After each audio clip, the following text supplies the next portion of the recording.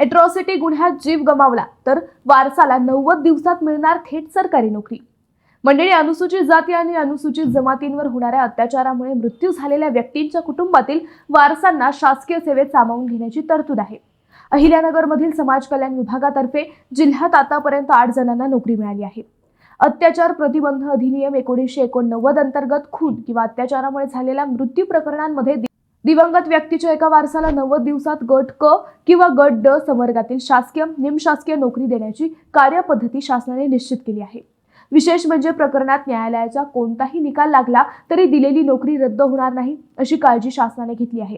मंडळी, मृत व्यक्तीची पत्नी, पती, मुलगा मुलगी किंवा कायदेशीर दत्तक मुलगा मुलगी, मुलगा नसल्यास सून, घटस्फोटित किंवा विधवा मुलगी, बहीण, दिवंगत अविवाहित असल्यास भाऊ किंवा बहीण यांना ही नोकरी मिळू शकते।